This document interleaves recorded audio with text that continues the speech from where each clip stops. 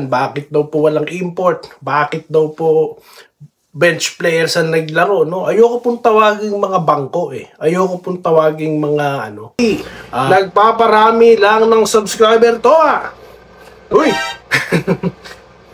Ginebra fan ka na pala. May emoji. Dami ba views pag Ginebra topic? Noon, Magnolia ka. Sino may sa amin? Magnolia tayo. Oh, no. Noong panahon po ni Patrimonio, ako po ay Pure Foods. Ngayon, alam nyo po, sino po bang YouTuber ang nagpapakonti?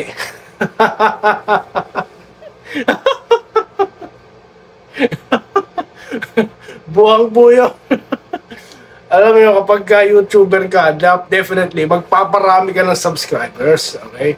Ngayon, kung tanong nyo kung Barangay Ginebra ako, di na po ako sasagot niyan. Okay, bahala na po kayo sumagot. No? Simple lang naman.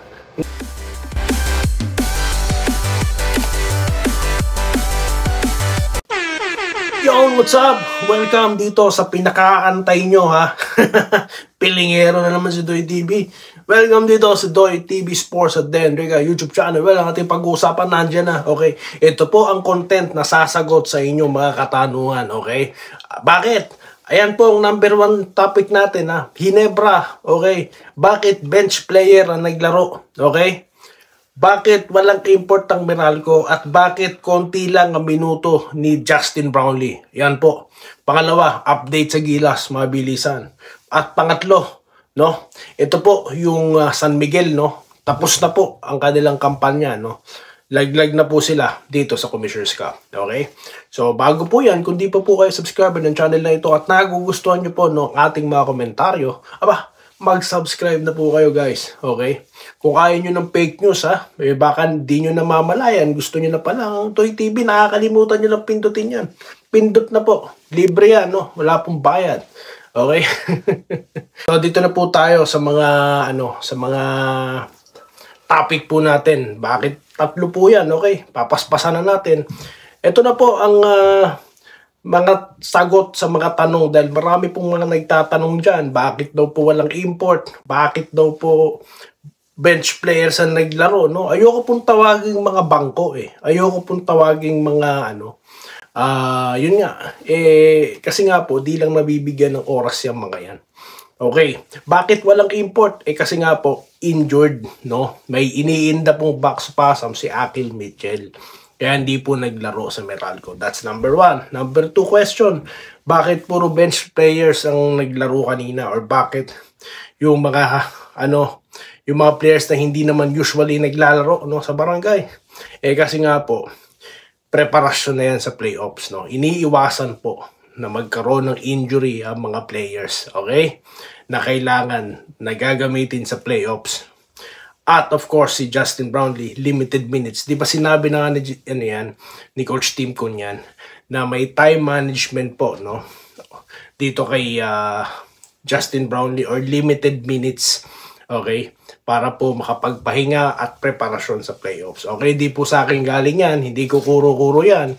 Hindi sa kanino mang mga chismoso kay Coach Tim Con galing yan. Okay? So, sunod na pong mga katanungan. No?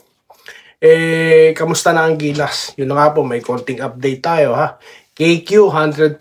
Okay, makakabalik po sa Gilas. At susubukan po nila si AJ Edu. Pero kung ano man po mangyari dyan, nandiyan naman po si Troy Rosario. Okay? So, yan po yung mga updates natin. So, again, solid pa rin po ang Gilas natin. Kung sino po yung nakita nyo noon, all familiar players pa rin. Okay? Yan po ang ating update. At, ito po naman ang San Miguel Beer, no? Na hindi na po makakapagdepensa ng kanilang titulo sa Commissioner's Cup. Kasi nga po, laglag na po sila sa pagkapanalo kanina ng NLEX. Laban naman dito sa Eastern. Okay? So, nakita nyo po yung mga natatalo noon. Ngayon nagbabali ka na at mga big time pa po ang tinatalo. Katulad niya yung NLEX na tinalo ang Eastern. Okay, so congratulations sa mga nanalo po kanina. Of course, sa Barangay Ginebra. Kaya yung mga nagsasabi po dyan ng mga bigayan, mga kung ano na naman po mga teorya, kung saan naman po galing chismis yan, hindi. dito sa content na to, nasagot na natin. Okay po ba? Kasi nga po, sa totoo lang sa katotohanan, wala nang bearing yan kasi nga po playoffs na sila eh. Okay? Sa Barangay Ginebra, di na nila tatargetin pa. Yung twice to beat advantage, ang Meralco, may chance pa. Eh kaso, pupwersahin ba nila si Akil Mitchell? Hindi na, no? Playoffs na yan eh. Na sila, maghanda na lang. Okay? So, yan na po ang ating sagot dyan. Ngayon, shoutout na po tayo. Ito po ang inaantay nyo, shoutout. Okay? Umpisahan na po natin dito kay Bon Ryan Cantor. Maraming salamat po, nagko-congratulate siya. Kay Carlito Protasio, ayan, ng Malate. Shoutout po sir, okay? Dito tayo kay Ronel Torado. Hindi pwede manguna ang Ginebra sa TNT, tinalo. Yes, I agree with you sir, tama kayo dyan. Sino po ba nagsasabi na pwedeng maungusan pa TNT, no? Okay, dito tayo kay tuwa lang ako pagkapanalo ng Ginebra, partida, walang import, 3 lang alam. Ano pong partida doon? Eh, bench player na nga po ginawa ng Ginebra. Tsaka wag niyo pong maliitin yung mga players na all Filipino, no? Eh, minsan nga po talaga sa mga ganyang pagkakataon, eh, nananalo pa talaga yung walang import, no? Tsaka magagaling po yung mga player ng PBA, no? Mga partida yan, sir. Okay, Judith Digo, tanong lang po, bossing, ano po plano ng magkabilang panig? Lahat ng starter di na ginamit. Yan po ang dahilan kung bakit tayo may content ngayon. Dahil po sa tanong nyo na yan, ma'am. Maraming salamat. Okay, Rylet TV, nagpaparami lang ng subscriber to Uy! Ginebra fan ka na pala. May emoji. Dami ba views pag Ginebra topic? Noon, Magnolia ka. Sino may sa amin? Magnolia tayo. Nung panahon po ni Patrimonio, ako po ay Pure Foods. Alam po ng mga subscribers natin dito yan. Okay? Ngayon, alam nyo po, sino po bang YouTuber na nagpapakonti?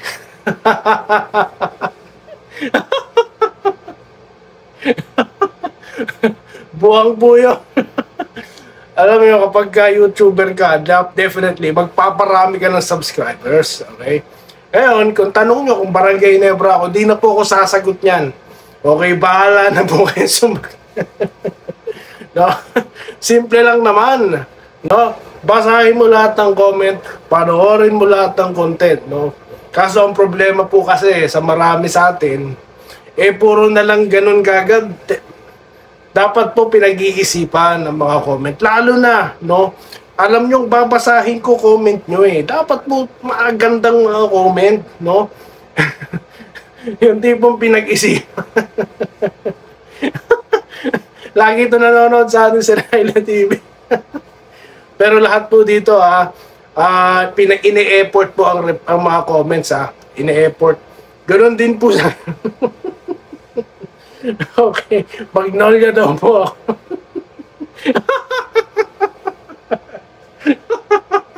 Fake news ka. Okay, masaya-masaya tayo, no? Kasi masarap ang gising nyo eh, no? Ang kulang lang yung content natin, kaya ito na. Aba, sa nakaraang content po, itong comment na pinagbabasa ko ngayon, ang dami pong nag-komentaryo, Okay. Yun tayo kay Gemma Cuarte, no? Boss, mahirap pa rin Ginebra mo kahit walang import. May 4 po na sumagot sa kanya or 2. Well, wag nyo pong ismolin ang mga all Filipino Cup. Lalo na yung mga locals ng Meralco, malalakas din yan. Okay, dito tayo may nagtanong sa atin, no? Gusto ko pong i-highlight tong tanong na ito. Okay? Dito sabi po ni Israel Pagsulingan, Idol, sabi ng iba, si Chat Reyes, kamukha mo. May nagsabi rin po na kamukha din daw natin yung Long Bomb. Di ko naman kilala kung sino yung Long Bomb. Sino ba yun? Tapos ito pa. Ang tunay, si RJ Abarientos. Wow naman, I'm very flattered naman. No? Too much na po yan, sir. No? Too much na po. Agree po ba kayo dyan? No, yan po yung ating poll question ngayon, ha. Shoutout po kay Ginoong Israel Pagsulingan. Ayan. Kakapanood nyo sa akin. No?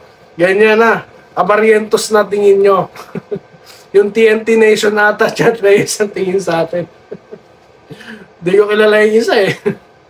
Okay, dito tayo. Roberto Dianco.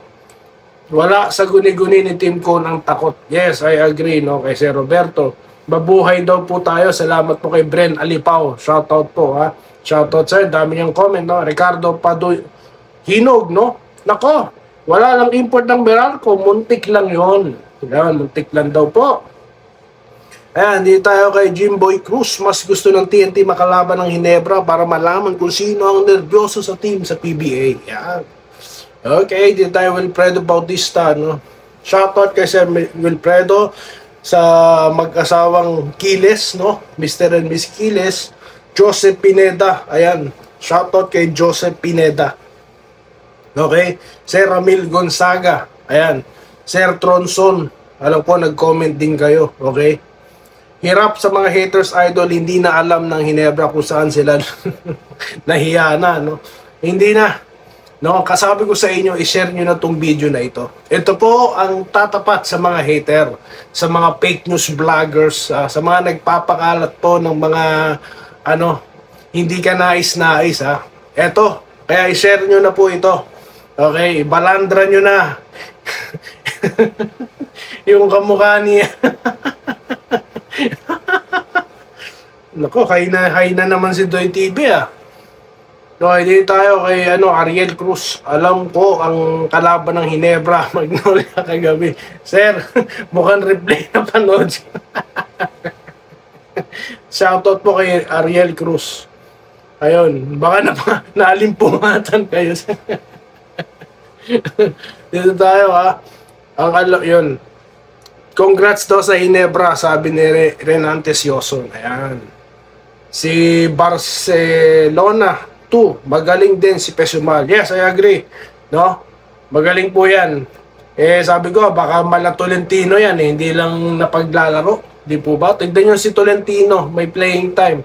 O superstar na ngayon. Di po ba? So, hindi totoo na pupunta na San Miguel yan. Dito nyo po narinig yan, ha? Yung mga fake news vlogger, kung saan-saan na nila tinirade yan, eh. No, mas makapangyarihan pa kay Ramon ang yung mga base.